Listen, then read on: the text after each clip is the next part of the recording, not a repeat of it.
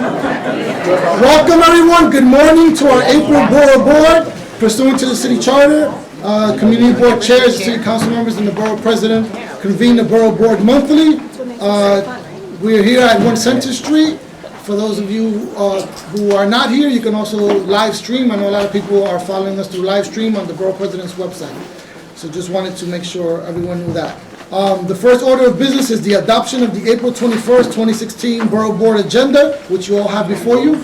So moved. Do I have a second? Second. All in favor? Aye. Opposed? Abstentions? Hearing none. Motion passes. Next, we have the adoption of the March 17th, 2016 Borough Board Minutes, which you have all received through email about 10 days prior. Do you have a motion to approve? Okay, a motion on the floor. Second? Second. All in favor? Aye. All opposed? Abstentions? Hearing none. Motion passes. We're going to begin first in the agenda items. We're going to switch. I know there's a lot of excitement and a lot of people here in the audience to speak on the resolution on passive housing and the resolution for council for tenants before legal proceedings. Before we get to those two borough board votes, we're waiting for council member for each to speak on each issue.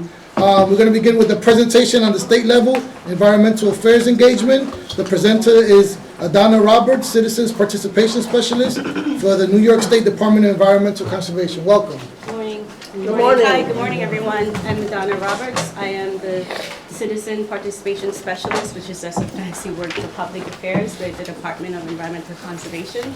And I'll be giving you guys a brief DEC 101 because there's some confusion about who we are compared to DEP and the different city organizations. First, I'm just going to pass out, there's not enough copies, but we're going to make sure we get you guys, if you don't have any, of the list of resources that I'll be pointing to throughout this presentation. So I'll just go.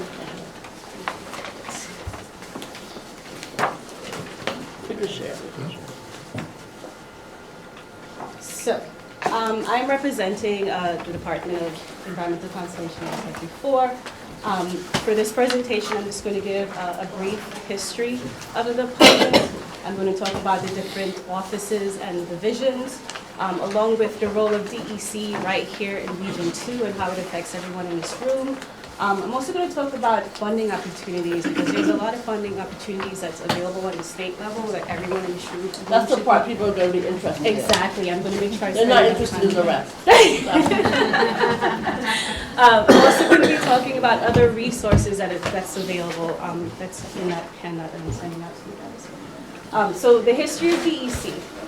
So the department was created in 1970, and the mission was basically to conserve, improve, and protect New York State's natural resources, environment, and to prevent, abate, and control water, land, and air pollution in order to enhance the health, safety, and welfare of the people of the state and their overall economic and social well-being. The main role of the department is to implement and enforce the New York State environmental conservation laws. The 10 laws in particular is within Title VI of the New York Code's rules and regulations that deal with fish and wildlife, lands and forests, air resources, quality services, resource management, general regulations that's relating to the environment, state aid, law enforcement, environmental law enforcement for clarification, independent agencies, and the Division of Water. So DEC is organized, the main offices is up in Albany. The offices are then breaking down into divisions, and the divisions into bureaus. I have a quick example of how it's broken down. We have natural resources, for example. There's the Office of Natural Resources. There's 2 divisions within natural resources, lands and forests, and fish, wildlife, and marine resources. Within fish, wildlife, and marine resources, it's then broken down into a simpler form.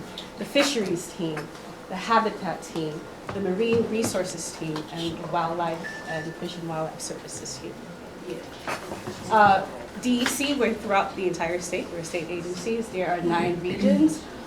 Central office is located in Albany, and today we'll be talking about us right here in Region 2.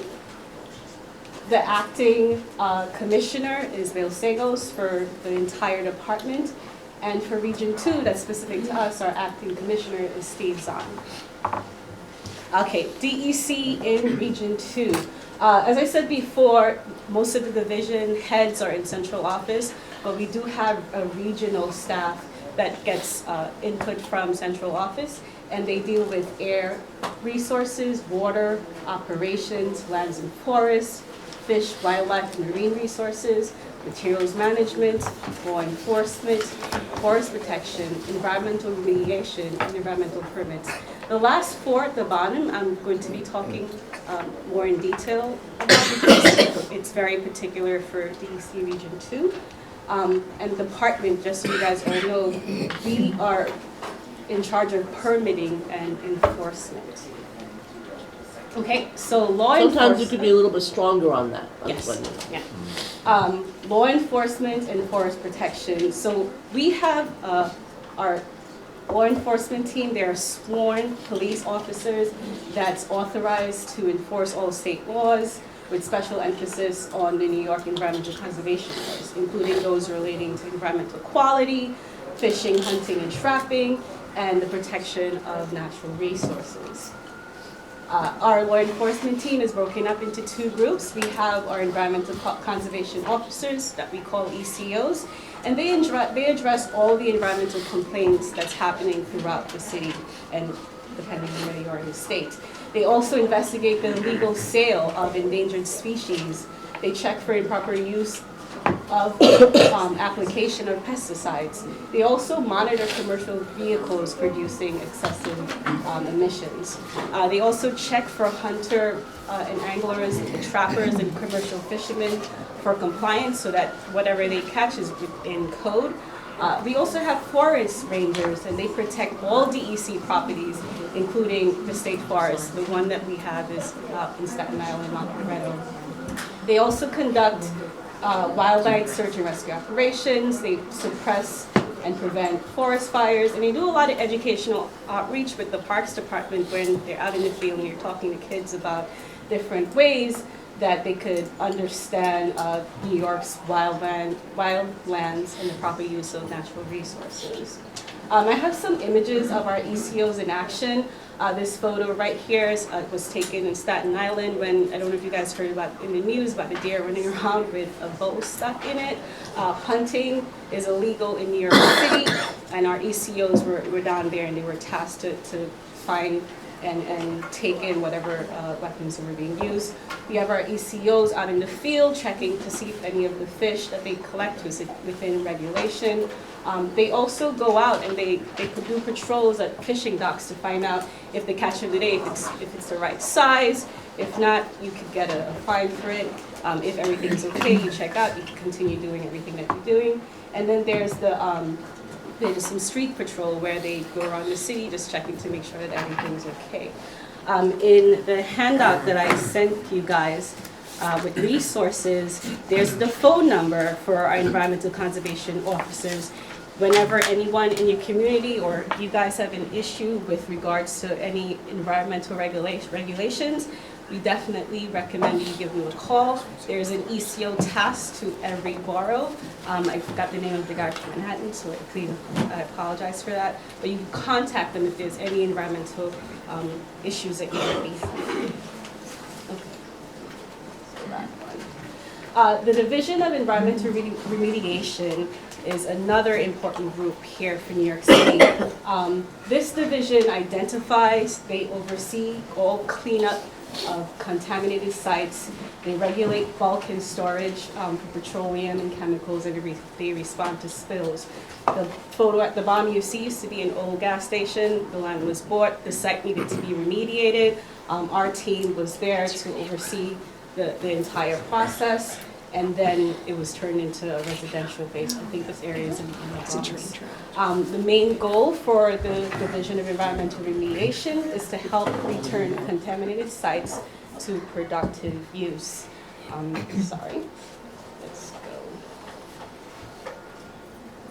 Am I going backwards? There we go. So different programs within DER include state Superfund and brownfield sites, that's inactive hazardous waste disposal sites. There's environmental restoration program. They provide financial assistance for site investigation.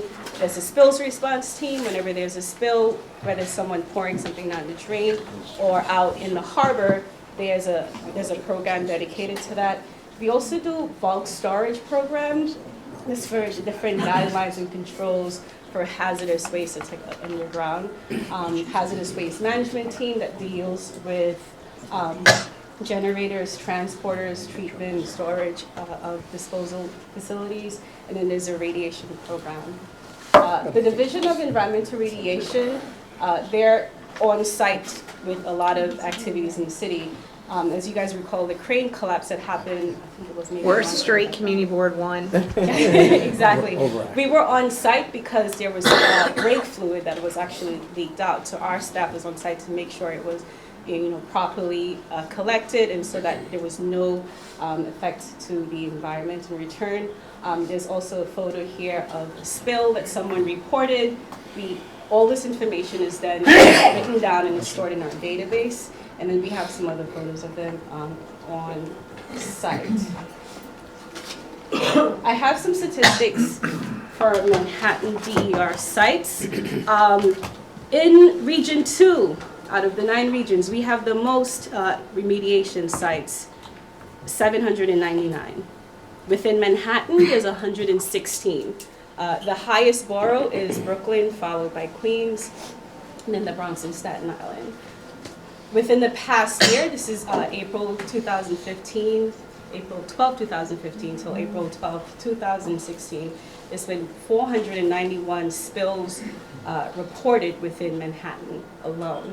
In this handout that I gave you guys with resources, there's the number for the spills hotline. So if you guys find anything that you need to report, that's the number that you would call. And there's also a database for remediation sites and spills accidents. So you could just type in your zip code or just type in your address, and it would tell you within your location, was there a spill in my neighborhood? Was there something that I should be aware of that I'm not aware of? Because sometimes if it's not publicized and if it's not in the news, you're not going to know about it. But this database is a resource that's available for everyone, so they can check on the different spills that's happening. The same thing for remediation. 2 minutes.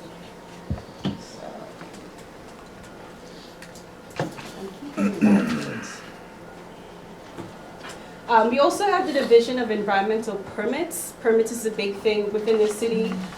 They basically help businesses and industry adopt sustainable practices to reduce waste generation. And DEC is responsible for permits that's related to streams, waterways, water bodies, freshwater or tidal wetlands, coastal areas, threatened or endangered species, and sources of the water supply. The different types of permits that we have include waterway, coastlines, wetlands, wastewater, stormwater, air facility, mine bank permits, waste management, and other endangered species permits. I just pulled in an example for the Borough of Manhattan. I took off all the layers except rare plants and rare animals because I thought it would be very interesting to see, for you guys to see, that there are in fact areas within the coast of Manhattan where there are endangered animals. For example, this is a common thern. It's a threatened species that's found here.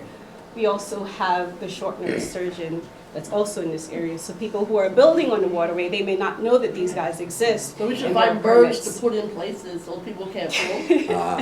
Exactly. That's a good new one. I haven't thought of that one. Exactly. Thank you. In Manhattan, over the last year, there's That's a been great idea.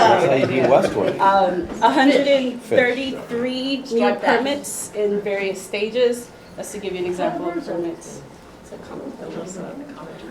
Funding opportunities. There are lots of funding opportunities in different categories, whether it's regard to solid waste and hazardous waste grants, environmental cleanup grants, which is very important for Manhattan. If there is a cleanup that's happening and you're getting these fact sheets that you can't read because it's very tech savvy, the department has funds available where you can get up to $50,000 to hire technical staff that would help you figure out what are they talking about. There's also environmental justice grants and environmental benefit projects where we're in the process of working on this.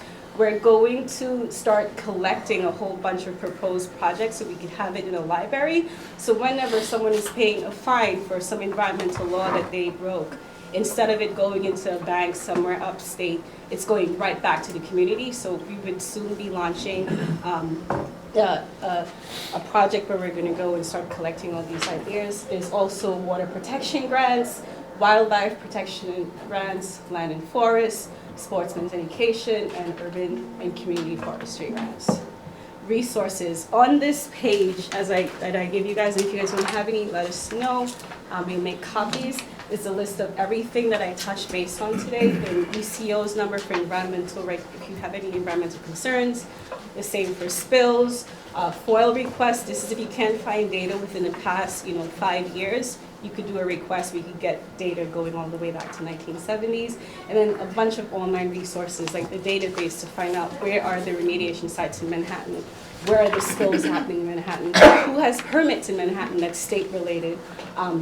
The Nature Explorer and the Environmental Resource Mapper is that map that I showed you before. You could highlight the different layers, whether it's endangered species, do I need a permit for this, yes or no.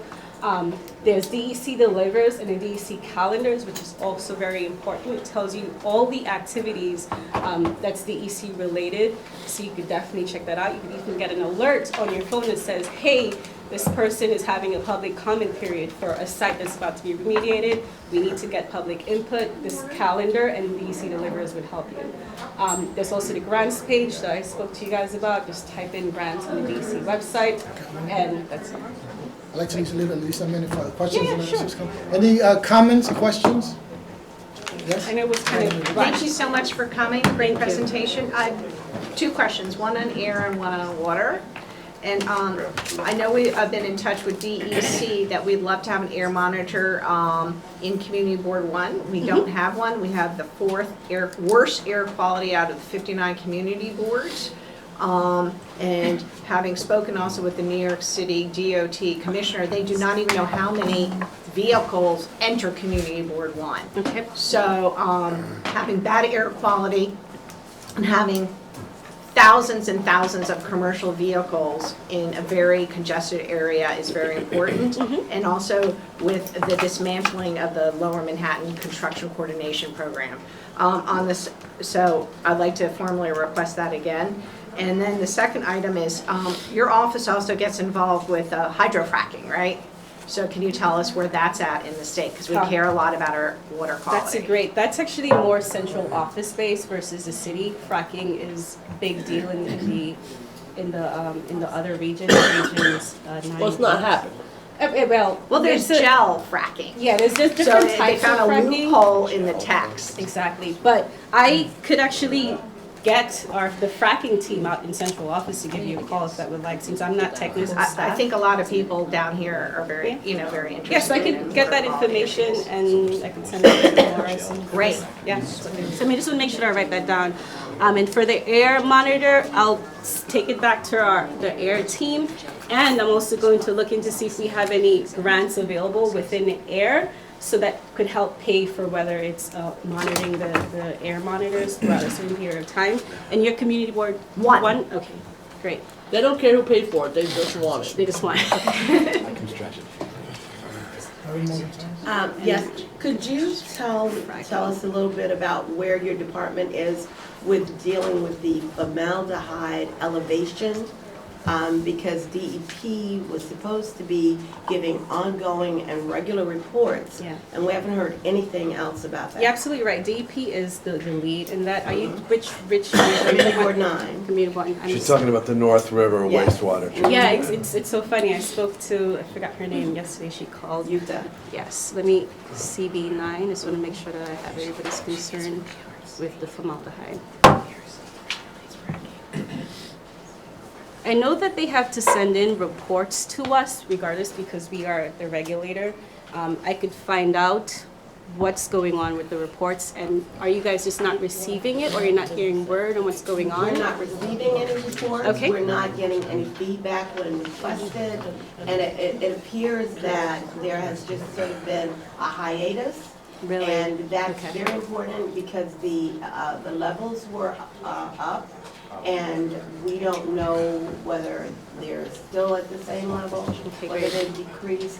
And the fact that we're not getting ongoing reports, which we were told we would be, receive, yeah, they're supposed to. is serious. Okay, and that's Community Board 9 formaldehyde updates from the EP. All right, I have that, and I'll make sure I take it back to the right staff. Could I ask one other question? Yeah, sure. Just recently, New York was never known for brush fires. It's usually out on the West Coast. But I had an experience this past week, being on a train, and there were 3 brush fires. And given that many of us go to Albany by train and seeing all the brush around that area of the Amtrak trains and the Metro North area, is your department doing anything, regarding that, or you guys? There's different paying control attention methods to that our forest rangers do, where they do control burning in certain sites. With regards to what's happening in New York City, I think Van Cortlandt Park recently, there was a couple there, something. That's actually city parks is dealing with that, but they work with our guys too. But yes, there are reports that we actually send out. That's why we try to tell people to sign up to get the alerts, where we send media advisories saying, it's very dry, please be careful when you're out in the forest or wherever you are, because you could start like a small forest fire, could become something big. So there are efforts that we're doing to suppress forest fires in the region, so that is covered. I'm just gonna take a the note for you brush guys. along the coast of the Hudson River there. I think you hit on the most important point. It's not a media, it's not in this region, people don't think that we have Right. it, but we are in a high fire alert threat state. Exactly. And I don't think that most people know that because Right. they'll still flick a cigarette not thinking that there's a consequence. Exactly, absolutely right on that. And the leaking of the fuel, because one of the things that I was able to see is when we finally were able to move again, is that the soil near those tracks seemed to be inundated with, some sort of petroleum or fuel.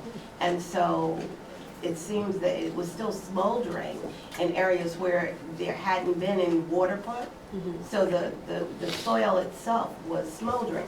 So if you've got dry Where was plants. this? Where was this? Well, it was actually coming across from the Jersey side. So it was So it was more in- over in Secaucus, but it just made me think, because I go up the Right. Hudson. I'm glad it was in New Jersey though.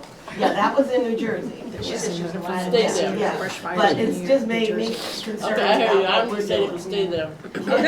I'll definitely look into that. I know that's not really us, that's the Port Authority, but Okay. that concern of how do we suppress it if the soil is full with, different Especially with the chemicals. change in climate. The only question I have is this money question. So is there, are there real grants, or I couldn't figure out from your list? Like if we have a brownfield site, do you pay to clean it up? Whoever is the applicant, Oh, okay. they paid it So what together. actual money exists? The community could receive up to $50,000 to get help to review those Technical documents. assistance, I understand that, Exactly. okay. Yeah. But are there any other monies besides that technical assistance grant we don't have forests and things like that? Is that really the only Yeah, grant? there's environmental justice grants, Okay, and then there is the well, the environmental justice, I got that. and the environmental benefits projects. Okay, is that money or that's just collecting things? No, that's we're collecting projects that could potentially be funded once a fine is paid, and we just give it back. Alright, to so that's something for people to know. That's sort of like what the district attorney is doing with criminal justice, where you have, so we should come up with projects that when there is money, we want to get them funded. Exactly. Yeah. And those would be environmental justice kinds of projects. What kind of projects are you looking for? The DA looks for things that are alternative to incarceration, et cetera, et cetera. Once What it's, kinds of things once are there's you some sort of looking for? environmental benefit, we're okay. Whether it's tree planting, whether it's putting up air so- monitors. Okay, so anything things with that benefit environmental the benefits. environment. Exactly. Okay, there's money in the future attached to that. Exactly. We will get you a great long list. Great. And yeah, as soon as we put that together, I'll make sure that you guys have it so you can see the different categories of the types of projects that we're interested in. So it'll be much easier for you guys. Well, we're gonna start with a list. Excellent. Thank you. Can I just, Any other questions? Yeah, thank you, council member. it's okay. I represent Roosevelt Island, which is actually operated by the state, and the residents there are concerned about new construction. We would love to have air monitoring on Roosevelt Island Main Street, and that request is on my behalf as well as the borough president and the residents. Roosevelt. Air monitoring request, okay. Yes. Piece of Main Street. Yep. Okay. As well as by the Marine Transfer Station on Don't get 91st. started with that one. Okay. Thank You you. know that. Thank you very much. Thank you, guys. Thank you very much. Next, we've been joined by, we have Councilmember Mark Levine here, Councilmember Ben Kalos here, and I know many people from the public here are here to speak on two votes that are before this borough board. And the first one is on a resolution in support of Intro 214 in relation to providing legal counsel for low-income eligible tenants who are subject to eviction, ejection, and foreclosure proceedings. And we have the prime sponsor, Councilmember Mark Levine here to start off the discussion. And I know we also have representatives here from the Right to Counsel Coalition, as well as other members of the public and organizations that want to speak on behalf of this bill. So without further ado, I turn to Councilmember Mark Levine. Well, thank you so much, Aldrin. I'm thrilled that the board is taking up this issue. We have really an incredibly unjust situation in housing court right now where the vast majority of tenants do not have attorneys, and almost every landlord does. Predictably, the results for tenants are terrible. Tens of thousands of evictions a year in the 5 boroughs, and many thousands of additional cases where tenants leave their apartment midway through eviction proceedings because they're scared, they're intimidated, they take a paltry buyout. And this is feeding the homeless crisis. It's the #1 cause of family homelessness is eviction.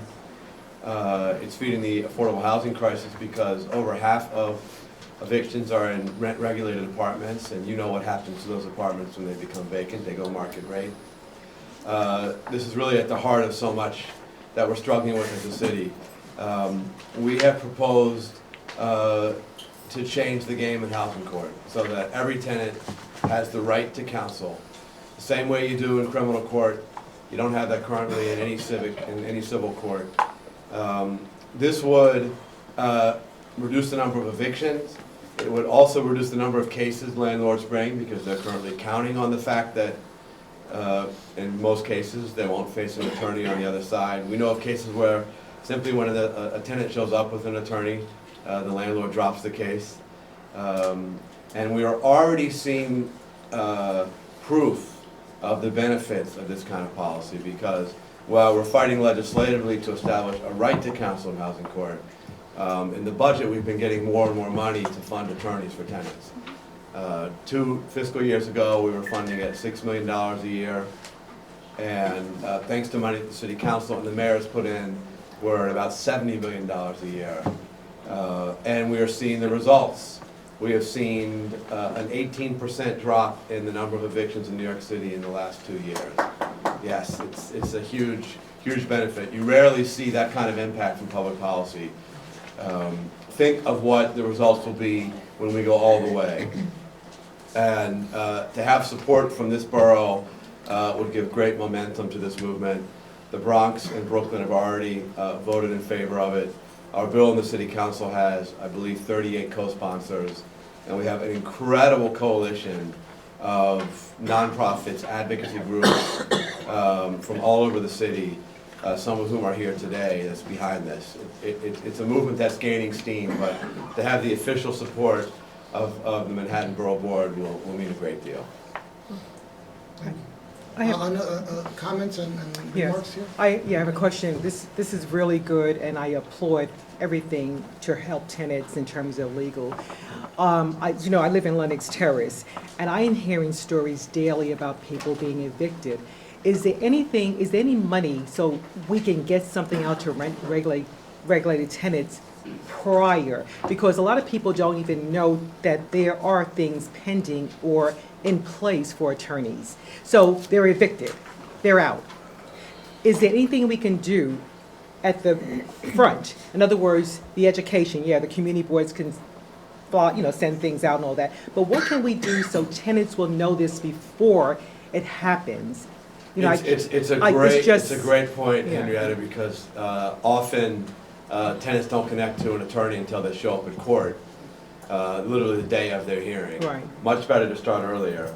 First thing is everyone should know that now there's a system set up that when you call 311 as a tenant, you can ask for a referral to a legal aid provider. Yeah, but don't you have to have a certain income? It's not gonna work for everybody. There are Monetary income is not gonna restrictions, work. and there are some zip codes that have a far greater number of attorneys available, and there are other qualifications based on history of homelessness, et cetera. So unfortunately, Your tenant's not gonna we're not serving everybody yet. Yeah. But people can call 311. What they've done in the 5 neighborhoods that are on the short list for upzoning, the mayor has put out $1 million in each neighborhood to hire community organizers who are going door to door. So that would be Inwood and Washington Heights / I don't know if they've and started East Harlem. They Inwood yet. haven't, but Have East they? Harlem is the only one Yes. right now. Right. It's also in East New York and Jerome Avenue. So that's great, but that's just for those neighborhoods. Ideally, we would go citywide on that kind of door-to-door outreach so that, as you say, we can get to people before it's too late. I just want to piggyback on Henrietta's point. Is there some proposal in your bill that the actual eviction notice, when someone is served with an eviction notice, that gives the statement on there, almost like when you hear the Miranda spoken by a police officer, that you have the right to an attorney? Is that Well, something? right now you don't have it. Right, but is this proposed also in your legislation that the actual eviction notice requires that someone knows they have the right to legal counsel? I don't think it is, but it's a great idea I think that we will look yeah, at. I Thank think you. that's great. If we could get it, it would be easy to write it. Yeah. The hard part's getting the right. What's the cost? That's amazing. Look, that's a great point. There's an upfront investment here of about $100 million a year for the whole city. Now, I call it an investment upfront because we recoup all of that and more on the back end in money we save in things like homeless shelters. We're spending $40,000 a year per family in the homeless shelters. And the average cost for an attorney in one of these programs is $2,500. So you can see how very quickly you make this up.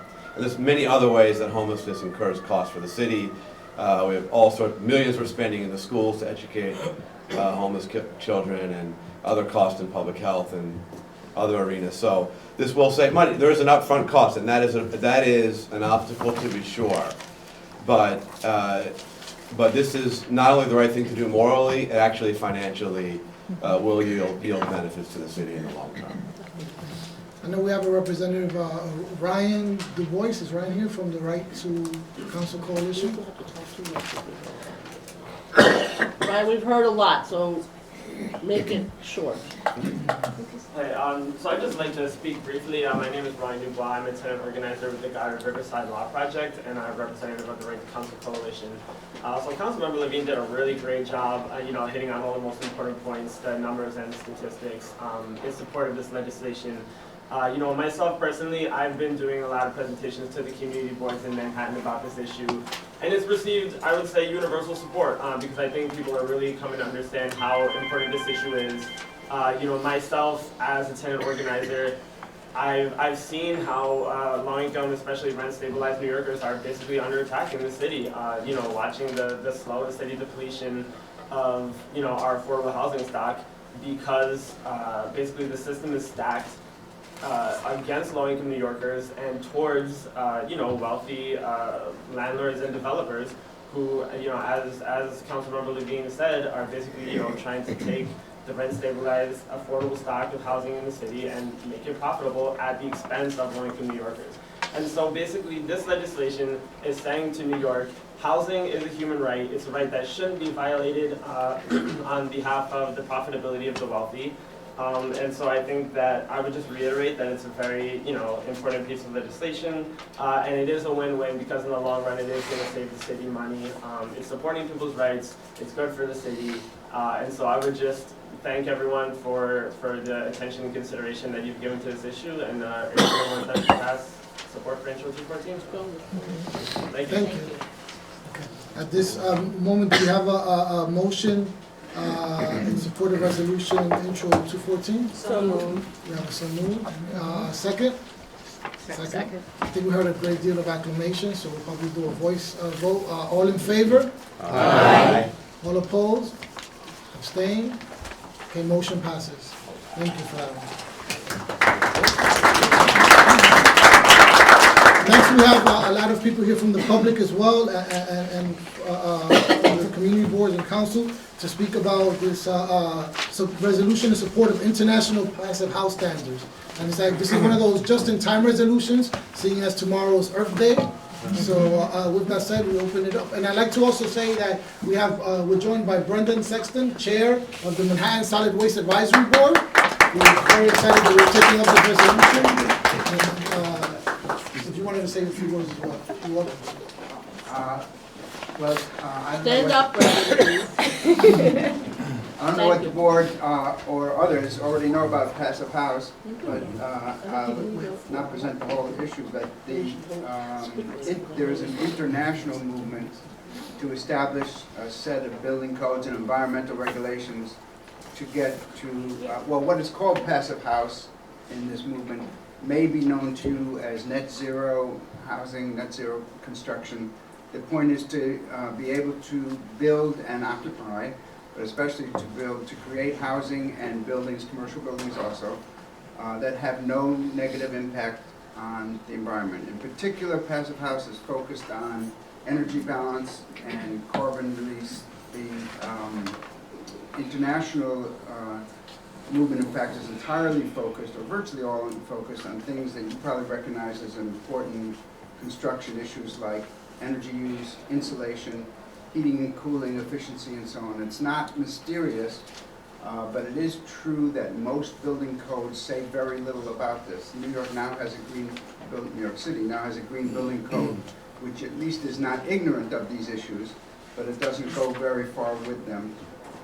And the resolution we're considering today would put us, the city, or the board at least, Manhattan. urge the city to become part of the movement to make it the way we and build housing in New York. I'm on the Solid Waste Advisory Board, as you just heard, and one of the issues we grapple with is the fact that waste issues have an immense carbon impact. They have a big climate impact. How you build construction demolition isn't right now an entirely wasteful process, even in the city, where these materials cost a lot of money. And of course, what you choose to build with and how you get rid of it when you're done, or even while you're working, has an enormous carbon impact. Right now, the passive house resolution doesn't say much about that. We actually are hoping that we can meet with the people who, including some in this room, who are interested in the issue, to make the passive house, the New York City version of passive house, more waste cognizant than it is already. But we are, in general, very much in favor of the movement. It's very ambitious, but not at all impossible. And in fact, I think that a building code that is not more or less passive house building code in 10 years from now would look crazy. I couldn't understand why we would go to all the trouble to regulate construction, demolition, and building operation without looking at the climate impact. Now that it is possible to build and maintain and operate buildings, residential and commercial and industrial, by the way, in near net zero or even in housing circumstance negative climate impact, that is, you can actually build buildings that improve the carbon balance for your area. Anyway, not to have done it in 10 years or 20 years from now would look insane not to have done this. That's what I believe. And so that's my statement. Thank you very much. Thank you very much. Ben, you know that the folks in Roosevelt Island are doing the college in this form, is that correct?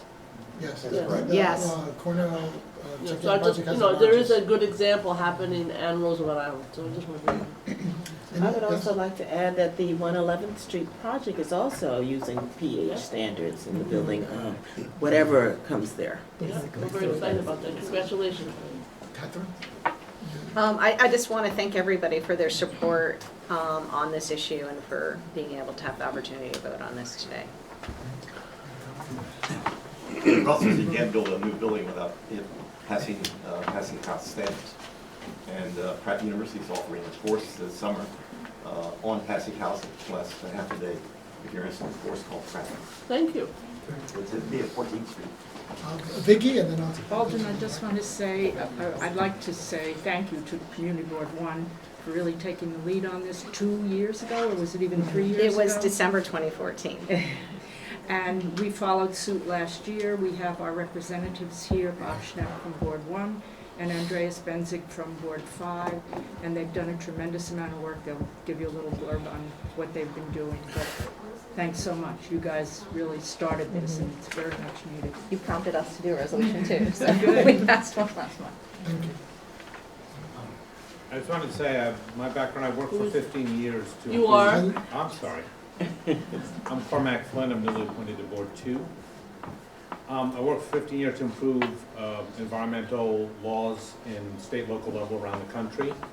We should not underestimate the impact of the example of this city. The green building code adoptions that were done in the Bloomberg administration and such in the city, I sold those around the country.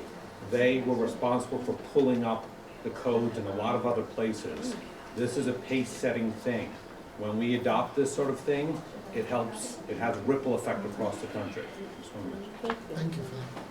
I would also like to say that in our resolution of support for this, we added 2 more elements to the resolution. One, of course, that they include, that PHB included in all city agencies and state agencies that advance new construction projects. And most importantly for CB11 is that they include training and for all of our MWBDEs as well as for our local community organizations so that they are aware and how they can be trained and get certified to participate in the construction. Thank you. So, no other discussion, we have a motion. I think there's a question. Oh, yeah, I'm sorry. Right in the back. I'm sorry. Sorry, one of the points is that. Can you identify Yeah, yourself? stand Sorry, up. I'm a community board member from CB6. I'm Kathleen Kelly. I'm also an electrician, and within our union, we have a big training program in association with Urban Green, with the G-Pro, we're card-carrying G-Pro members and trained. And one of the points is the question if we have a trained labor force, flexible and trained labor force, and an organized labor in New York can be starting to do. Thank you. Thank you for that, that's very important. You want to add So- anything about the training? So now we have a motion to adopt a resolution in support of international passive house standards. So moved. So we have a move, second? Second. Second, all in favor? Aye. All opposed? Abstentions? CB4 has to abstain, we did not have a quorum at our meeting. Okay, that's fine. So motion passes. Aye. Oh, great! We'll be joined by Councilmember. Just got her vote in the last second. Yeah. So motion passes. Thank you very much. The board's worked really hard on this. Thank you to Councilmember Mortazine. Thank you to Councilmember Ben Kalo. And thank you to Councilmember Henry Rosenthal as well. Next, we'll have report. We have report from council members, and we'd like to start with Councilmember Ben Kalos. If you'd like to report anything. Sure, thank you. I didn't bring my 28-page newsletter, so I Oh, won't thank have God. one. So I will trust folks will read it or read it online. I just want to touch on MIHCQA. I just want to thank Manhattan Borough President Gail Brewer. If you live in Manhattan on a side street, the height increase will not happen unless there's actually affordable housing and a quality ground floor. And that is in large part due to our borough president's leadership and working closely with Manhattan delegation members. And thank you. And we actually saved the R8B, which is the mid-block on the Upper East Side, as well as many parts of the Upper West Side. So that wasn't even on the table. So big thank you. And we got a whole lot of wins in MIHCQA, and Gail's team, Basha, Ahmed, everyone, Gail herself, were working overtime. So ZQA MIH would look a lot different if it weren't for the community boards, the board chairs, all of your leadership, and the fact that we fought. And in fact, if you look at MIHCQA, there's actually a different version for Manhattan than there is for the other 4 boroughs. So that was one big piece I wanted to make sure I mentioned. In terms of the super scrapers that we're fighting in Board 6, I want to thank Board 6 for their continued support. The Gail our borough president, again, is an applicant on the zoning application. We are coming up on the 6-month mark when the borough president can actually force a CPC vote, which might be the first time it's ever happened. Yep. And the good news is the developer who said that they were going to get it built before we could change the zoning is in foreclosure, bankruptcy, and double bankruptcy. Wow. Nicely done. So we brought a rezoning, so hopefully that will happen. We also didn't wait for DCP to bring the rezoning. We did it with the community and a lot of community support. So that is huge, and hopefully we can keep going. And as you see places getting primed for super scrapers, please make sure to let our borough president and others know and start organizing a community, because as of right is a lie. It is your right, and we get to change what people's rights are. So don't take super scrapers laying down. They belong to us. The new rezoning that we saw in East New York actually is fully contextual. There will be no super scrapers. Everything is contextual. So as rezonings start happening and coming down your doorstep, if you don't want to see super scrapers, if you do not want to see zoning on autopilot, contextual is the key word. Also, I want to just mention CB11 took a huge stand against a 260-foot, 13-story building in a mid-block where the nearest buildings were 4 and 5 stories. And I just want to thank the Community Board Chair, Diane, for working with us and the Borough President and BSA. And then for tonight, if anyone is free, there is a Earth Day kickoff at my office where we are giving away free bags in preparation of the single-use reduction bill, which we hope to pass soon, which will limit waste. Also, the City Council, and I believe, Gail, are you on for Car Free Day? Yep. We're encouraging folks to keep their bikes, their cars home. I don't have a car. But I am supportive. Fair enough. So I don't have a car either. So we're asking folks to come out, and we'll actually give you a free City Bike Day Pass so you can try it out for Car Free Day. You can actually register online right now, and I know that my colleague on the west side bikes every day, and I try to bike as much as I can. And so City Bike is great. Get a chance to take a look at it. We're also giving a lot more away. If you live in Manhattan in a large building, you can get electronics recycling and organics collection, a lot of other stuff. Please visit benkalis.com to read the larger, longer, I can't believe I've gone this long, I apologize, but it's got longer there. If you live in my district, you can meet with me anytime, first Friday of the month, 8 a.m. to 10 a.m. We do policy night, 6 p.m., second Tuesday of every month. I do house calls if you'll get 10 people together. And that being said, I'm still not as transparent as Gail Brewer, who will give you her home address and mobile number. The only thing I'm going to add was thank you, but we just need some bird nests. The 2 birds that were endangered. Yeah, you didn't see that. Now I'm really on this one. Where are you on that? Wait, where? You didn't do that. Where do we need the bird's nest? In my Turns out that district? we have endangered birds. I thought it was just a piping plover in the Rockaways, but we have 2 birds that are endangered. So if you are building where there is an endangered bird, you can't build. So now I'm going to find those endangered birds and I'm going to raise them. Did you know that a part of my district is off limits to anyone but birds? I represent Youthant Island, which is a federal bird There's sanctuary. no building going on there. I'm talking about where there's going to be a building. I'm very excited about these birds. Go ahead. somebody else. Councilmember. I'm going to keep this very short. Yeah. You know, City Council is working really hard with the group that I always forget what the acronym stands for, STS, Stand Tenant safety. with Tenant Safety. And there are about 12 bills working its way through the council. We had a hearing this past week on 4 or 5 of them. Please get engaged. We need people to help support these bills. The administration came out in support of a few of them, but strong opposition to most of them.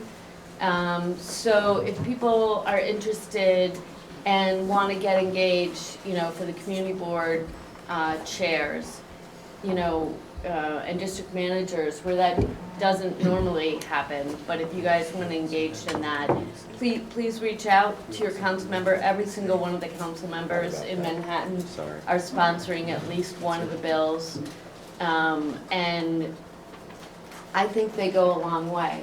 I think taken as a package, they actually address a number of the things that we've all seen as loopholes for how the landlords get around break the law or get around the permit requirements that DOB gives. So that's it, short and sweet. Would love help on that. So would we. Thank you. Thank you. Now we turn to Community Board Chair updates, and we start with Community Board Chair 1, Catherine McGee-Hughes. Great. First of all, I want to thank you. We have 5 new terrific members. We held our orientation last night. Very exciting. Thank you. We actually have some good news to report on resiliency. We got a phone call about a week ago from the mayor's office of recovering resiliency. So the $100 million that had been the leverage money for the NDRC application will now be completely spent south of Brooklyn Bridge. But it's a good down payment for, a bigger sum that is required. The planning process still has not started. We look forward to that beginning as soon as possible. We also understand that there's a FEMA hazard mitigation grant program available, and that to provide coastal storm protection for Lower Manhattan, which it would be really great if Lower Manhattan TIP could get some of that funding. We don't know yet, but it would come from the state. In addition, I want to thank you. We had the first tourist helicopter Sunday on April 3rd. That was really good. And there are like hawks near that airport, just so you know, on Pier 6 and CB1. And we had our first meeting with EDC on the South Street Seaport, so they plan to improve the process of transparency through quarterly meetings, and there will be a presentation on Tuesday, May 17th on the Pier 17 ULURP, which would be consistent with the LPC package. We also want to make sure people know, because it's Earth Day tomorrow, that the MTA Fulton Center was awarded a LEED silver rating, and that was something that the community board was very concerned of during the rebuilding process of Lower Manhattan. We continue to be concerned about the dismantling of construction coordination for Lower Manhattan, and just the other day there was scaffolding at 396 on a higher level that collapsed. I know there are a lot of other community boards that would like to present. Thank you. Thank you. Community Board 2, Toby? Yes, so I'm going to continue my theme from last month, which is kind of our continuing struggle with things that are thrust upon us, primarily events and street activities thrust upon us through the city with virtually no ability to comment or control. And the first one is we've been waiting for completion of the new public plaza at Astor Place for, this is a project that's been going on probably for 15 years. Now, before it's even finished, the city, without any consultation with us at all, scheduled a 10-day event there. It's actually a very nice event, but it's a huge tent, and it goes on for 10 days in a plaza that isn't even open yet. The contract isn't even signed off on. And we didn't even know about, still don't know about the event because we can't get any traction whatsoever. And the other one is a street fair, and we kind of live with street fairs. Most of them we don't like very much, but they've been moved around, they've been shortened, they've been made 1 day instead of 2 day. It's gotten a little bit better. One of the biggest efforts we ever did was to get street fair off of Bleecker Street between 6th and 7th Avenues, and that used to be sponsored by a local church, and they agreed at some point to move it off and into 6th Avenue. Now, without any consultation with us, another street fair from farther east on Bleecker Street has been allowed to move onto that block without any discussion, and it's just it actually came to us as a approval of a prior street fair without any knowledge that it was in the West. So we're in a battle to try to stop that one, which would be devastating for that block. It's run by it's a street fair benefiting a organization that serves the part of Bleecker Street east of 6th Avenue and has nothing to do with the part west of 6th Avenue. But it's a continuing battle to try to hold this back because it just happens without any consultation. On the good side, not coming from the city, but coming from a state Supreme Court judge, we got what we think is a really great decision for Pier 55, which is a project which our community board started out skeptical about, but we absolutely love. We think it's a huge, wonderful contribution to Hudson River Park and to our neighborhood. So we're happy to see that and hope we let this no appeal. Can I just make a comment and a question? I think we all have the same problem when it comes to street fairs and pet plazas, and we all try to deal with it individually. We have a task force, and I'm a big proponent that there's strength in numbers, and I wonder if there's a way that we could collectively try and deal with this and put pressure, because it's totally out of control. I mean, to have no knowledge whatsoever, to be given no, information prior to, it's outrageous. By the time we come back, it's already too late. Yeah, All planning has it's been done. outrageous. I don't know what we can do, but Well, I think we should have the to do task force, but something. what's so strange is the new director promised this wasn't going to happen. Right. So that is particularly disconcerting when you hear that. I don't know if it was in this room or somewhere else, because I write nasty emails to him on a regular basis. And I was told this wouldn't happen, so I'm glad you bring it up, because it's totally contrary to what he has said, but go ahead. No, Board 7. Oh, no, I was just gonna Liz. say, like, there's also questions that circulate on our board about where the money is going. We never have an answer for, like, how these are funded, where the money is going, what percentage, what the nonprofits that are receiving the money is, and I And know some it's of them are different not for even every. nonprofits. Right. So I think that's another important thing to add to whatever we decide to do collectively, because we sometimes are asked by members of the community and we don't have the answers about Well, where the some money's people going. give you where they're going, right? Yeah, but it's like, it's different in every case, and, I think we need to educate our members so that they can go and tell their constituents. I have a table at every street fair, Yeah. so just so you know. Well, Carl Spaniel, lady representing Jim Coates Community Board 8. While we're on street fairs, what about parades up Fifth Avenue? We seem to be getting every single one. We'd like to share them with Broadway once in a while. I know that's gonna happen. No, that comes out of the mayor's Community, office. There's nothing. we'll continue with the Yeah. community board chair updates. Community board 3, Gigi Lee. Thank you all. Can I just hold it? I would say we will work on the street. I don't know about the parades, I'll be honest with you. But on the street fairs, we'll do Maybe a we task could force. do a or something. task force. Yeah, we'll do a Good, task force, good. and we'll have them come in, because this is it's CB1 street needs fairs to and be plaza too late. plaza events together. Go ahead, Gigi, sorry. Thank you. That's okay. So I'm going to spend my time talking about Rivington House, which I think many of you, if you've read the news in the past month, it's been unavoidable. So Rivington House is in Community Board 3. It was a former school turned AIDS hospice turned senior facility. Somehow, unbeknownst to the community board, the borough president's office, the council member's office, and the general public, the deed restriction was lifted from somehow through DCAS, where the city made a profit of $16 million and now is scheduled to become, and is allowed to become market rate housing. The value of the building in which it was sold was severely underestimated in value. And there are many questionable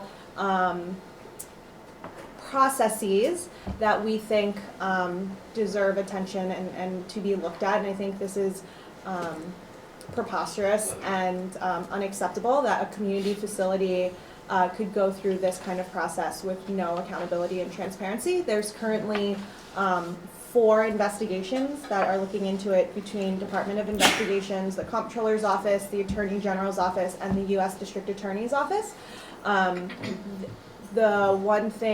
One of the things that, in addition to the Borough President and Councilmember Margaret Chin's support in soon introducing legislation around additional accountability and transparency measures, is that the community board took a position and raised this issue. It was the first entity to do so, and it's something that we are very proud of and very glad that we did and took a very strong position on it. And also behooves and has been raised in the press about the mayor's, what he thinks about the value and contribution of community boards in general. And it's a question that I've kind of taken the opportunity when speaking to press that, this is one of the things that like community boards do best, which is we are the eyes and ears on the ground. And when we take resolutions and we bring them to the attention of the appropriate people, that they should be listening to us. So we will continue this fight. We're actually going to take a stronger position today at executive committee to really keep the pressure on. But it's something that CB3 is very committed to having a different outcome for, because that facility should definitely not be market rate housing. And then just separately, as we look forward to the new cycle of borough president trainings, just sort of a suggestion.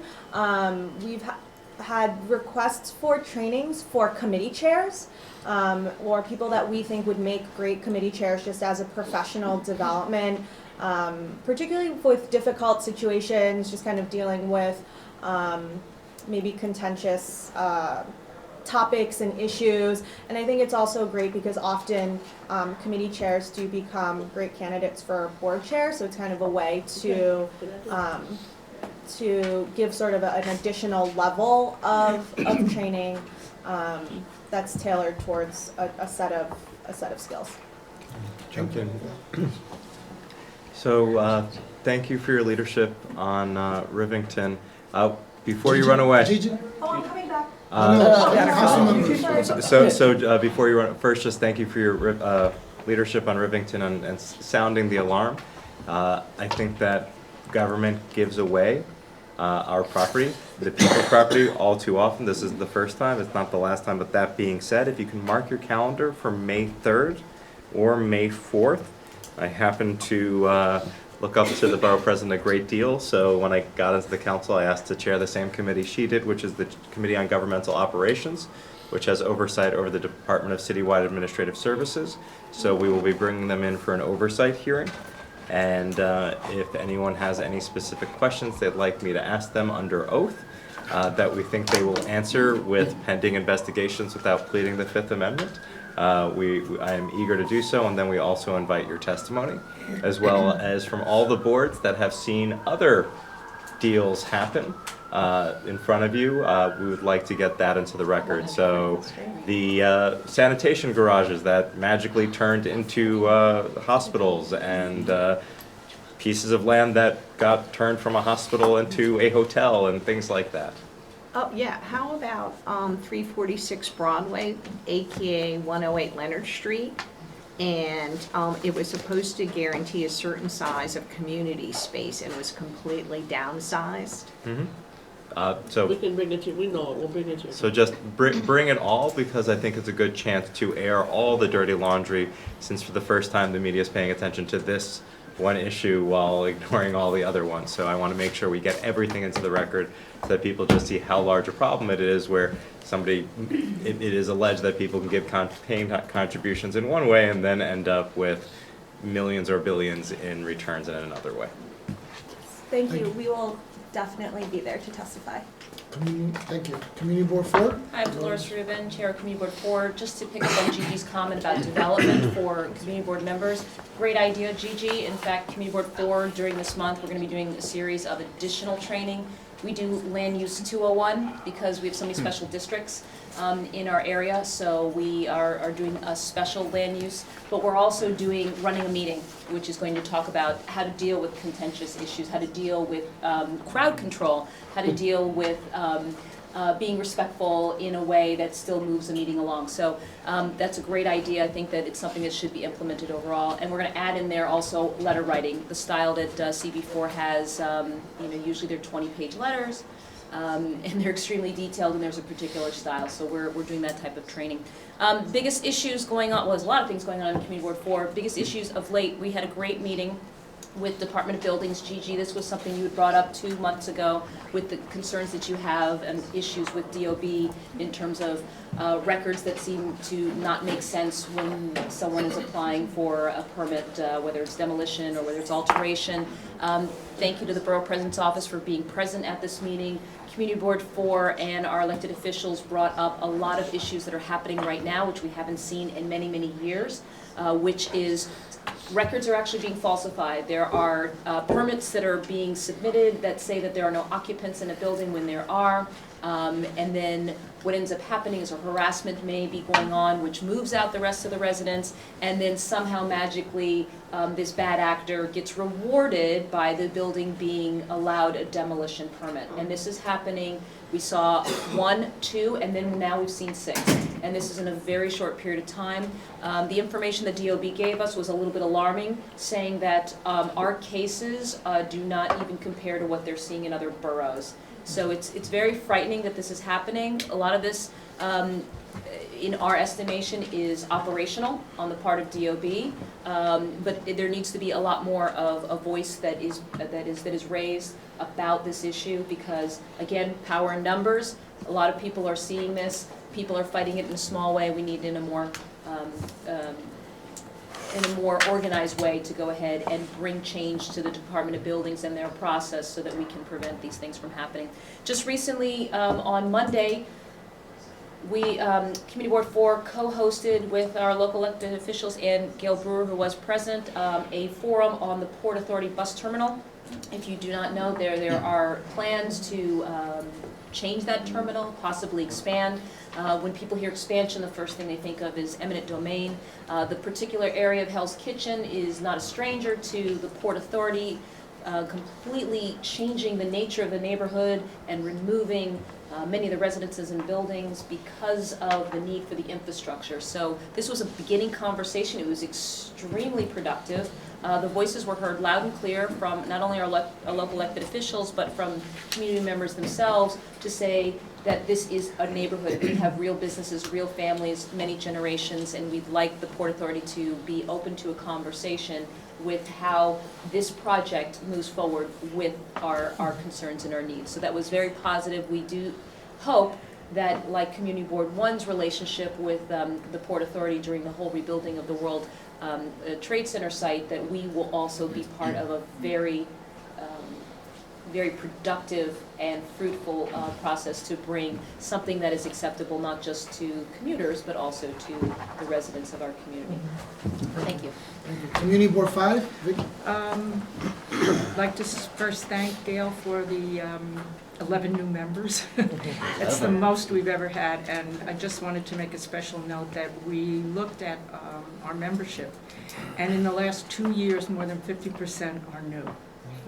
And it really gives us a challenge in terms of continuity and bringing everyone up to snuff on why we do what we do, why we've arrived at some of the decisions that we make. We have task forces that have worked on issues and come up with things like a moratorium on certain liquor licenses or street blades or anything that's really problematic, newsstands, too many cafes, and new people come in and they don't understand it, they don't get all the reasons why people really spent a lot of time, a lot of even walking neighborhoods to do ped counts and things like that. And their initial reaction is, oh, that's great, let's do it. And so there's a real education involved in this, and we now have a huge number of new people. So just wanted to mention that. And we can work with you because they have to stick. I mean, I ask people, are you willing to stick with this? Because if you're not, then you're not the right person for the board. Yeah, we get a huge turnover. I know, and it's probably because some of them work and don't live. You know, when you live, you're more likely to stay. Exactly. So you're more turnover than others. But, you know, if we can help with the, you know, we're very conscious of attendance, thanks to Aldrin Bonilla. But let us know if we can help with stay or get lost. Great. Okay. In October of last year, The Department of Transportation introduced a new plan to create a select bus service going from river to river on 23rd Street. And at that time, they asked for our input. They asked for boards 4 and 6 as well. And we put together a tri-board task force, and we personally came up with a resolution, and I think boards 4 and 6 did as well. But what I really wanted to say is this was another example of working with other boards that really, really helps and gives, as I said earlier, I really sound repetitious, but there's so much more clout when we work together. And when I look at what we did with East Midtown, with multi-board task force, it was really a sight to behold, and it was wonderful to go through. So this is another example that I just wanted to talk about on working collectively with each other. Last, we're on record with parks that we keep pounding, that we want to extend the 21-day deadline to 45 days, and we had a perfect example of that. They don't listen to us, but we continue to get applications for commercial events, and those happen before we can even weigh in. And this happened just last Thursday. An event from Listerine came to us for actually the day of the full board meeting, so we couldn't weigh in on it at the full board level. And it was what they did bring to the committee about 4 days prior to that. Everything that they said was absolutely untrue. They came in with woofers, they came in with amplified sound. It was so bad, starting at 8 a.m. in the morning, that the Parks Department had to come in and shut them down. And where was this? Which park? This was North Plaza of Union Square Park.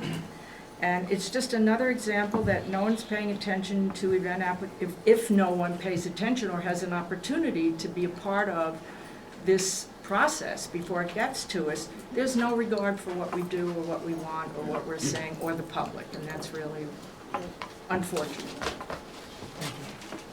Community Board 6. Rick Eggers, Community Board 6. First, I want to thank you for our 5 new members, who are all coming from different backgrounds. It's just great to look at these folks. We have our first Vice Chair, Claude Winfield, who is a mentor to our 5 new people. And it happens every time we get a new bunch. Claude is a former teacher and school principal. He knows how to deal with adult learning as well. And he, although, some new members, well, never mind. Anyway, it has proved to be very successful to have somebody meet with them from the very beginning, from like day one. They met last night for their first orientation meeting. They attended our executive committee meeting the first time that they could, and they even participated in the meeting. So we like to get them involved quickly, and as fully as we can. They'll be assigned to committees in the next month. But what I really wanted to focus on was we had a very serious incident at the 30th Street Men's Shelter last Friday. And first, you sometimes see it referred to as the Bellevue Shelter. It should be referred to as the 30th Street Shelter. There is no relationship between the shelter and Bellevue Hospital. Even the Department of Homeless Services sometimes refers to it as Bellevue. The people at Bellevue go nuts. So if you're ever talking about it, it's the 30th Street Men's Shelter. There was a murder there early Friday. It was additionally unclear whether it was a murder or a suicide, but it turned out what they're referring to as a non-traditional weapon was used. It was something that was manufactured in the facility. It did not go through security, sometimes referred to as a shiv, suggesting possibility of this person might have been incarcerated before, which wouldn't be a total surprise. It turns out that there are no cameras in certain areas of the building, the stairwells in particular, but there are cameras in the hallways. It's not clear whether the cameras would have actually prevented this from happening. It happened in a room, and even the most avid community member is not going to expect every room to be monitored. A certain dignity of homeless people that we have to keep in mind at all times. The response so far has been that the police department is retraining peace officers in May to deal with this kind of incident. It's unclear whether DHS will actually increase the number of peace officers, but they will have the training. DOT has pledged to improve lighting around the area, but they have no time frame. And the suspect has been caught and charged with murder. We've been having a lot of discussion about exactly where the funding should go. What kind of effort should we make? Because we are very, very, very concerned about homelessness in our district. The 30th Street Men's Shelter is the largest men's shelter in the city, and people don't expect that to be the case 15 blocks from the United Nations. But we do have this problem, and when it happens in the shelter, which is one security issue, it also becomes a concern to all the members of the community, particularly as the warmer weather comes and people are more visible on the street. So we aren't sure that cameras are necessarily a panacea, but we're going to put them on the table. We believe that there's a greater effort needs to be made in mental health for the homeless. We'll look at things like lockdown procedures if necessary. And most of all, we want to learn from anything that any other board has suggested for homeless shelters in their area. There's an active community advisory board for this shelter. They haven't really been getting a lot of information out to us yet. The other shelter in our district that had an incident like this, there have been 2 in our district out of 5 in this year. The other one immediately told us everything that we needed to know to calm the community, to make sure everybody felt comfortable with the situation that is being addressed. We haven't been getting that this time from the 30th Street shelter, but we will be pressing them on that. So if anybody has had some experience with these kind of violent actions at homelessness and in homeless shelters and how it impacts our citizens, we'd really very much like to learn from your experience. Can we say something? Yes. Because 9, 10, and 11, and 12 is having a homelessness forum on May 5th. I don't know which one it is. I'm going to let you talk about it, okay? So I just want you to know about it and let most of the public to know about it. That's great. We actually had one in January ourselves, and the borough president was on the panel. And it was a very successful, I thought, in bringing some of these issues to the table. The problem is people have ideas and they don't get put into action. They don't get implemented. And usually money is the reason. How much cameras, like we're talking about, cost a ridiculous amount of money. And then you have to worry about the competing concerns of safety and respect. I mean, you can't have people under surveillance at all times. It's just, you can't do that as a people. So hopefully those. I'm just mentioning. No, hopefully those kind of things are addressed in your forum. forum. Mention that as well. CB12 has experience with the Fort Washington Men's Shelter as well. Community Board 7. Sure. So can I just very quickly, because I want to make sure everybody has an want opportunity to to say in front get of our president. A major issue. I'm a mental health professional, and a major issue here in New York is that the 2PC process is not used and it doesn't work. And that is why we have so many homeless, mentally ill people on the street. Of course we want to respect, individuals who are mentally disabled, but New York City is at a point where the disabled individual is given even more than the law actually mandates. And that is an area that our electeds may need to start to address. We have to change legislation so that individuals can be evaluated and detained to hospitals. Right now, they don't get hospitalized. That's a major problem. Georgette, you said some initials. What process doesn't work? You said some Here in New York, there there's legislation called 2PC. In other words, if a person is acting out aggressively, they can't be put in the hospital against their will unless 2 psychiatrists evaluate them and sign off. In other states, there are, only one psychiatrist or one psychiatric professional can interview and evaluate and deem that person needs at least to be observed for 72 hours. And that's something that New York State needs to get to. That's why we're having so many tragedies on the streets. Thank you. Community Board 7? Great. So just a few things. Thanks again for the wonderful 4 new members. I know it was a really very detailed process, and thank you for taking our input into mind. And I also want to thank you for hopefully giving a gentle reminder to those board members who were renewed for another 2 years, who did have some attendance problems. I called every last one. That is, thank you for doing that. That makes a huge difference, because if they don't listen to me, I know they'll listen to you. Called every one of them. I never heard so many excuses in my life. And so, but along the line, my toe. Right. We've been trying to be pretty strict about it, but also one of the to your point, Vicki, about we sort of have the reverse problem that you do, is that we have so many members who have been on for such a long period of time, and we want to make use of their talents. Like they have so much to offer to the board, and what we've tried to do is give them sort of, whether it's, they did a training last night on land use, so they were able to actually, a couple of our longer serving members who I think had previously felt like maybe they didn't have something to do because they were a retired committee chair, they had an opportunity to sort of like train some of the newer members, and I hope that's a way to sort of re-engage with them. Gigi, to your point about the committee chair training, I think that's a great idea. I'm happy to have like a community board chair like training as well, if like as an example, if like all of us wanted to go through it. But I think what's happening on our board is that we have a lot of committee chairs who, you know, they'll get the email about the borough board trainings and they just don't come to them. And I think they actually need to set an example and be there. It makes a big difference, and I would argue that what you're suggesting for committee chairs should not just be suggested but mandatory for chairs to be at. In answer to your point about the long-serving members, I'm the only one who's a long-serving member. We need to combine our 2 committees. It will be our 2 boards.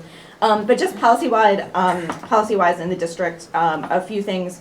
The Bloomingdale Playground, I've mentioned before at our meetings here, they received a Community Parks Initiative grant, and we held a community session that was hosted by the Parks Department this past Monday. We had over 100 people from the community come out, which was really to explore how the money is going to be used. We've set up a separate task force within CB7 that has been working very hard on issues related to inclusive design, and we hope those will be included in the final layout for the playground.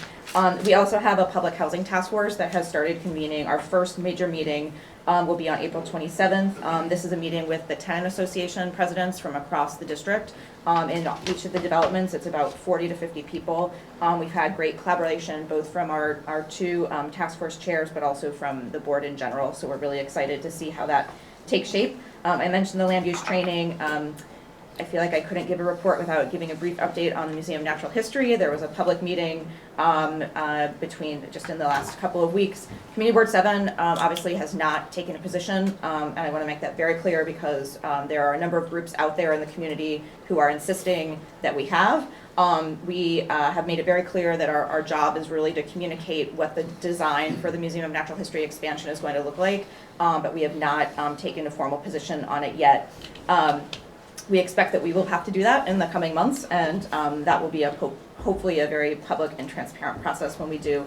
And then just finally, issues related to the Jewish Home and Life Care expansion, or the new building that will be that is proposed to be going up.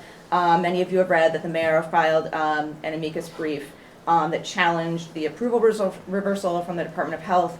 We obviously were surprised by that. We sent the mayor a letter requesting a meeting with him and his staff. We hope to hear back on that. Many members of the community believe that it is a clear potential environmental and sort of overall danger to the community, and we look forward to seeing how that develops, and hopefully we will get a response back from the mayor. So that's it for me. Thank you for that. Community Board 8? Yes, hi, Carl Spanieletti in for Jim Kleins. Our main concern in the area is basically now the MTS, which is I think most people have accepted that it is a go. Some people are still trying to stop it, but with the MTS, if we can get help with basically getting the DSNY, the DOT, the DEP, all the city agencies and state agencies to come to the meeting and basically let us know what is going on, what they intend to do. Because There's also the CAG meeting up there. Sometimes there's agencies that say they come 10 minutes before the meeting, we get a phone call that they're not coming. So the MTS is the biggest thing that, we have. Recently, NYCHA came out, they're putting in a new tower there. They're going to be taking over a whole area of land. CB8 is not getting any benefit out of it. The money is coming in from the developer and it will be going somewhere. We don't know where, but it's not coming in the CB8 area. Hold on a second, I mean, I'm not supportive of that tower, but the money, if it goes through, it hasn't been decided, talking about homes now. Correct. Then the tenants would get their individual apartments renovated. So I just Correct. and they're in Board 8, so I just want to be clear on that. Yes, It that hasn't is- been negotiated, it hasn't been signed off on. But, Okay. they do live in Board 8, so they would get the benefit. Okay, but there's also some... I don't support it, but that is Good. a proposal. Okay. Again, thank you for the new members, and I think we have two of the youngest ones in the community board, and Zoe from last year is still there, and she's very active, so thank you again, and the new members are very well. With the mentoring, I agree, which is a great thing for the people that have been on the board a long time, to basically take somebody new under their wing, and especially the co-chairs of the committees. The other problem we keep getting, and we found out last night, a new glitch in the system, cafes, restaurants, deliveries with the bikes, electric bikes, which is supposed to be illegal, but they're everywhere. Enforcement. We don't seem to be getting any enforcement. Some time ago it was brought up that there should be cross-ticketing between the agencies. What happens now if there's a moving violation, somebody else can't write the ticket because it's not in their charter. If we can get City Council and everybody on board to basically any agency can cross-ticket for a violation, that would be a great thing to help us for the enforcement and for the benefit of the people in general. And if we can get the parades up Broadway, that would be great. Community board. Just for the record, Community Board 1 had 1,400 different street activities in 1 year. Wow. In 1.5 square mile and 90 major construction projects. Wow. So you're experienced. Community board 9. Yes, and again, we thank you as well for our new members, and we continue to have an orientation that's so important in terms of new people coming in and better understanding the function of the board, as well as mentoring.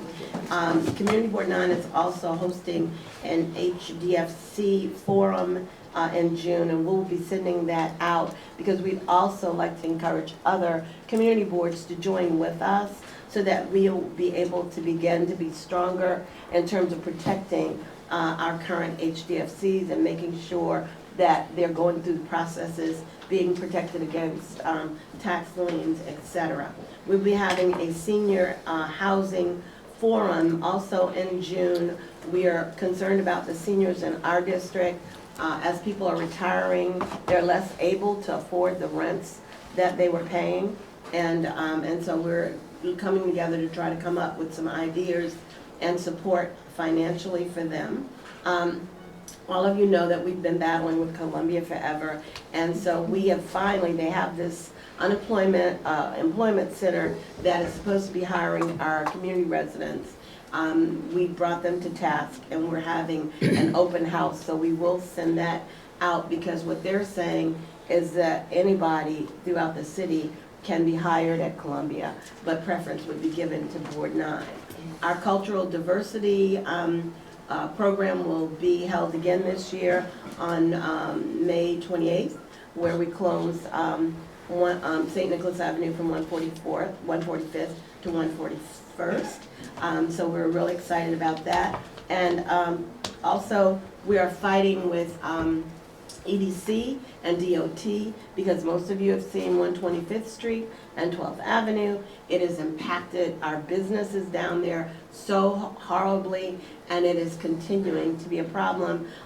The storage of materials is an issue, and so we're trying to get DOT. We've met with the commissioner to remove all of those pavers and to do things a little differently so that there can be a better flow of traffic in that area.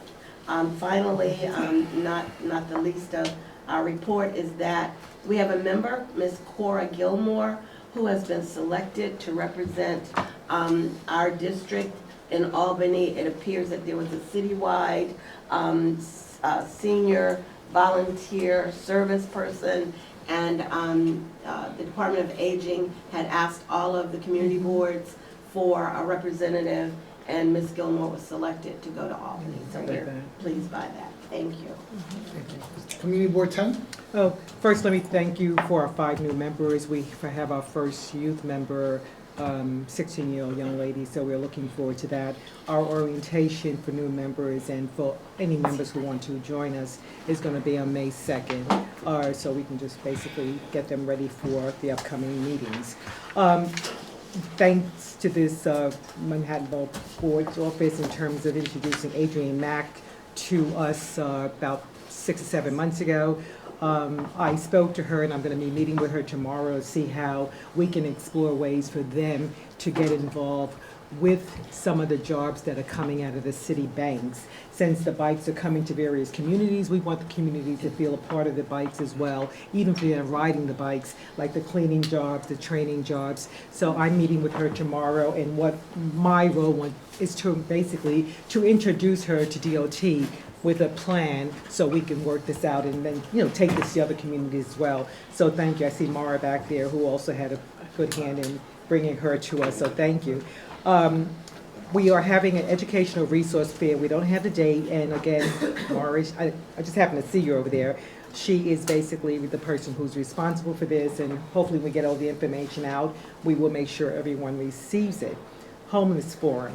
Our health committee wanted to do a homeless forum some time ago, and they came back to the table, and now they have organized this major forum for May 5th. One of the things they want to do is make sure, like, you were saying, Vicki, in terms of working with the other boards, they are working with 11, 12, and 9, and I'm not just talking working fully. Diane, I see your name so much. You've just kind of taken over a lot of this. So thank you so much, and Shai, thank you so much also, because he definitely wanted to be a part. So we have this forum on May 5th, and we'll make sure everyone gets an invitation to that. There are several restaurants closing in our area. I think on New York, new restaurants come, and within 2 years something happens and they're closing their doors. So our Economic Development Committee has been trying to help them, work with them technically, even looking at ways for them to get funding, but a lot of them come in without plans. And one of the things, and I don't want to get, Mara, you're here, I don't know why your name keeps jumping up, but one of the things that Mara had brought to our attention, and she's going to bring this to the community board, the Manhattan Borough Board at some point too, is to streamline the process of helping businesses. But one of the things I talked about was we need to get to these businesses before they open their doors, so they can know what the pitfalls are or the good things, but they need to know. So our board is working on that right now. Our board is working on it only. However, eventually it will be coming to the borough boards, and we are the testers right now to see how this works. So thank you for that, because businesses come and go so quick in our communities. I had the pleasure of being at a street co-naming with Shy CB12 a couple of weeks ago, and Mark Levine, and it just happened to be my mom's church. My mom's gone now, but we were out there, and it was really good to see them on a Saturday with this straw hat and Mark Levine, and we're out there at the church, we're pulling the sign, they're pulling the sign down, and we all had an opportunity to speak. So again, talking about collaboration, when we get there and we see everyone we know, which is really good. The last thing I want to say, and this is a little personal, my daughter started a walking group called Urban Hash. And for the last year, we have been walking, and we walk through communities. We walk all over. And I must say, if you have not visited New York. I mean, all the boroughs and walk, you need to do that. New York is amazing, and there are all these incredible hidden secrets. We've been through Community Board 12 about, that's the big tester. That's like the 5 miler. But we have been all over, and it is just so amazing. Last week we were on Randall's Island. But what I wanted to say, if you haven't gotten out to really see New York, you need to do that and see what because I think about the bubble chairs every time I go to a community, district. So it's something you really need to go out and see, explore New York, and see how everyone else is living, good or bad, and all these incredible structures that we have. We're really proud about that. That was my personal piece.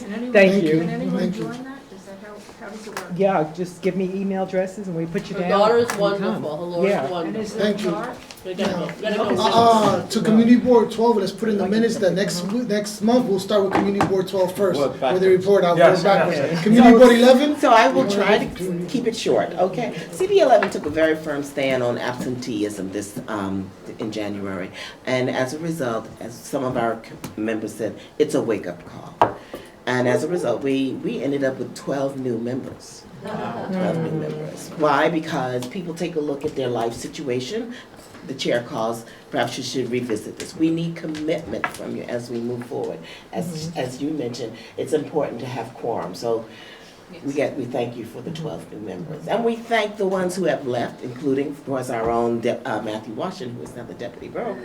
I got fired yeah, from the community. Yeah, with pay or without without You pay. were removed by the borough president. I was removed by the borough president. But it is critical. Commitment and recommitment to the board is necessary to move the community business forward.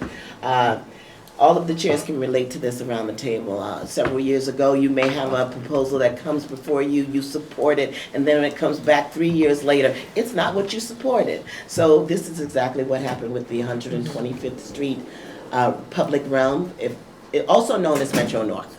The area under Metro North. We supported it when Matthew was the chair. We even sent a letter to the United States Transportation so that they could win the Tiger Awards. Tiger standing for Transportation Improvements Generating Economic Recovery. We got the transportation improvements. Where's the economic recovery? That's what was presented to us. And so now EDC and DOT has to come back with what we had envisioned for economic recovery under that. And Can we retract the award? no, we can. It was 7.5 million, by the way. It was presented under Vision Zero, but 3.5 million was supposed to go to that particular project. So, no, you can. You know that, Toby. And a good news story, the 65th Infantry, also known as the Buccaneers, which was the segregated Puerto Rican Army in World War I, World War II, and the Korean War, of which the soldiers received, and I have to read this, 270 silver awards, 600 bronze, 2,700 public hearts. Never recognized. And segregated, of course, from the regular army, but segregated within their own selves because the light ones and the dark ones lived in different barracks. But that didn't mean that they weren't united when they went out to fight, obviously, by the number of awards. And I mention it because, of course, CB11 has recommended co-naming of 102nd and Lexington Avenue. But more importantly, they just got the Congressional Gold Medal of the living veterans. Community Board 12? All right. Good morning, everyone. I'm Shah Ali, Chair of Community Board 12.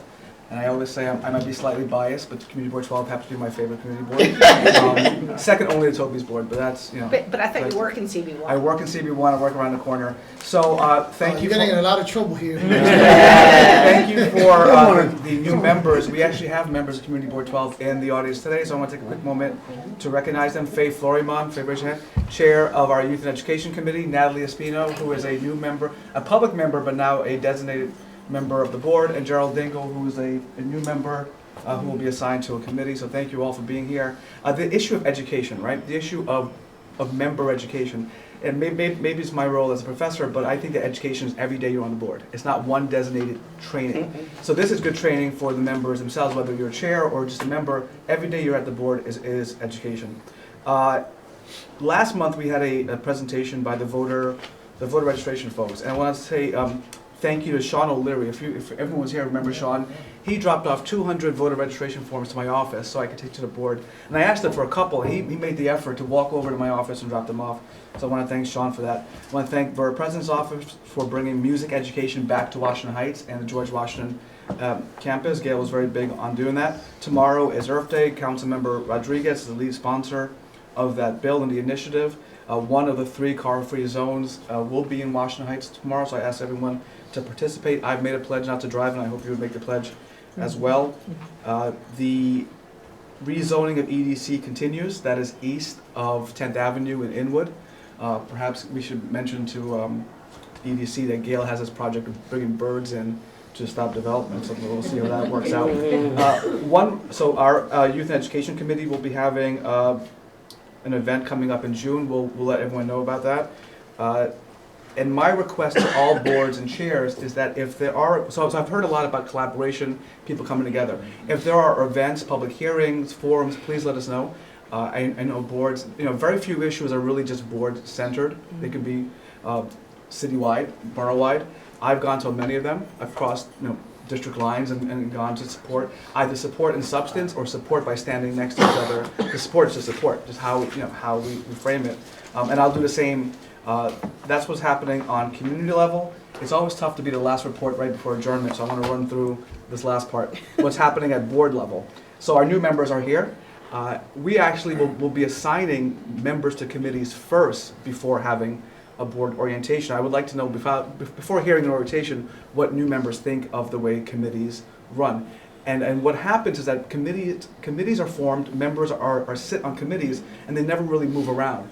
We have 10 active committees on CB12. I think other boards have a similar amount. Effective members need to be cross-disciplined. That's just the way it works. Our meetings are cross-disciplined, our general meetings. So what we're having, and I didn't tell the 2 members yet, so this is a surprise to them, we'll be having rotations. Committee rotations. You'll sit through different committees. Eventually you'll land to the one you really want, but you need to know the others first in order to be a well-rounded member. We have in Community Board 12, and this is since the beginning of the year, a leadership academy. So there are borough-wide best practices, but then there are board cultures and practices. So we actually start the education in-house, including training members, training committee chairs, and just having someone to talk to about a difficult member, member of the public, or just how to handle situations. I still continue to have chair hours. That is, anyone could walk into the board office during a designated time and have a seat. 30 minutes is there, so they can talk about whatever they want. Councilmember Kalos makes an excellent point about home visits. So that's something I would like to do as well. We have in Upper Manhattan a good amount of theater folks who don't have a traditional 9 to 5 hours, and they don't make it to our board. And what I tell our members, our 50 members, that we are ambassadors to the community. And we are not confined to an office. We really need to hit the ground. So that's what we'll be doing. I'll thank the council member when I see him again for that inspiration. And with that, that's a report. Quick comment, Thank you. the rotation is a great idea because I keep saying to people, you really need to move around. They're not gonna do it. They Right. get stuck on a Right. committee and they wanna be there forever. Helpful nudging will get that done. Yeah. So if you could just indulge us for less than 5 minutes, we have the Borough President's report out. We'll have Matthew Washington and for our Chief of Staff Jessica Mason wants to say anything, and then we'll wrap it. You want to start first? Sure. Very quickly, we have some events coming up. I'm not going to throw out dates and times and places, but if you're interested in them, let me know. One is we're going to be doing something we affectionately call speed dating. We had tons of terrific people who applied to be on community boards. We were able to appoint a lot of them, but there's still a lot more we could not appoint because there just weren't enough vacant spots. So we're going to be inviting nonprofit organizations that are looking for board members, potential board members who really want to be active, and bring them together and hope to make some good matches. So that'll be coming up soon. We're doing a couple meetings with something called the REDC, the Regional Economic Development Corporation. They are a state body that actually distributes money for economic development. New York City traditionally gets less money than the rest of the state, and it's mostly because people don't apply. It's mostly because people don't know about it. So we're going to be doing some information sessions with them, primarily targeting small businesses and nonprofits who might be able to tap into some of those funds when they become available in August. And so we're going to do a few meetings around information sessions on that.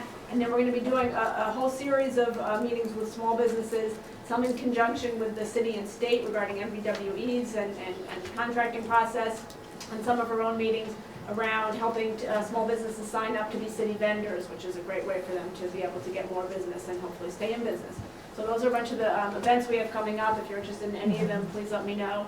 And we are in the middle of the budget process, and Matthew, maybe you can just talk about where we are and when the announcements will be made about who got funding. Sure. Before you go there, you're saying that all the new members that applied that didn't get nominated, what about public members in the community boards? Would they be willing to?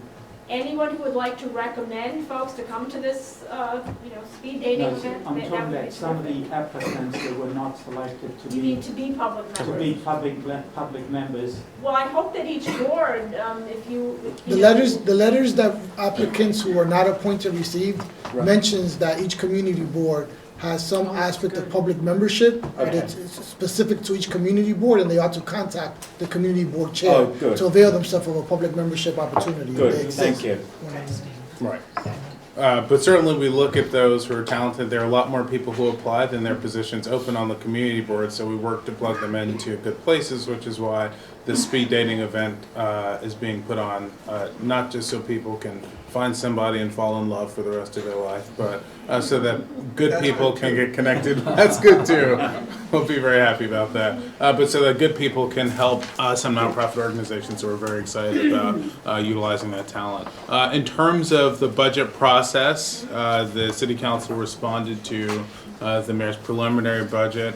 We anticipate the executive budget coming out before the end of this month.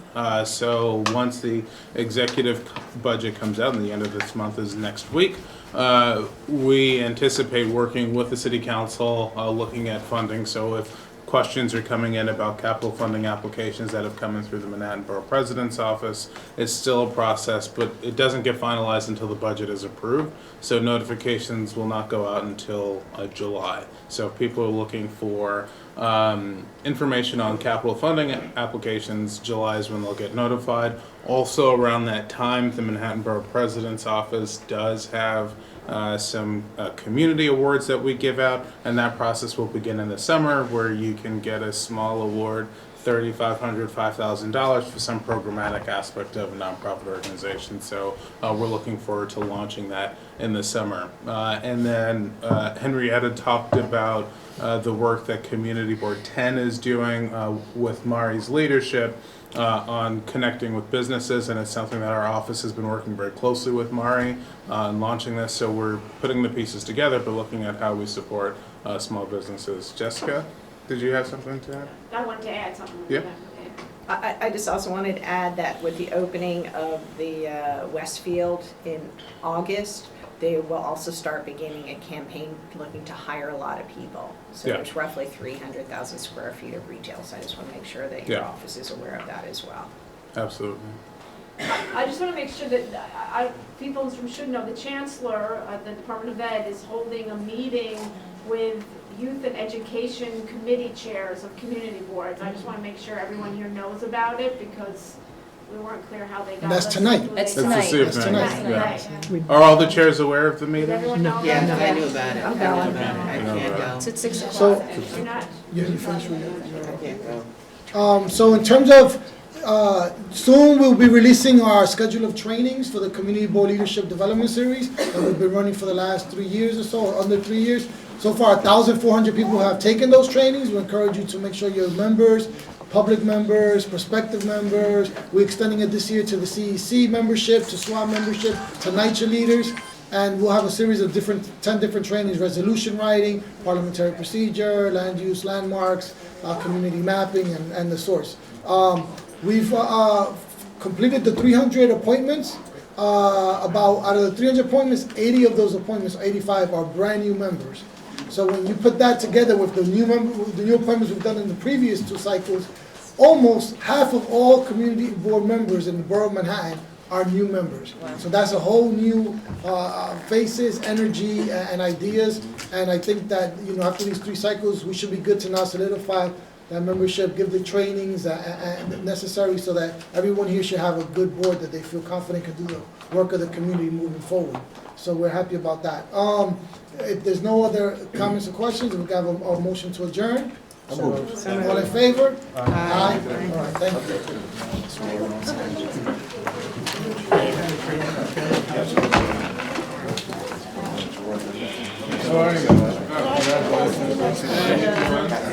Okay.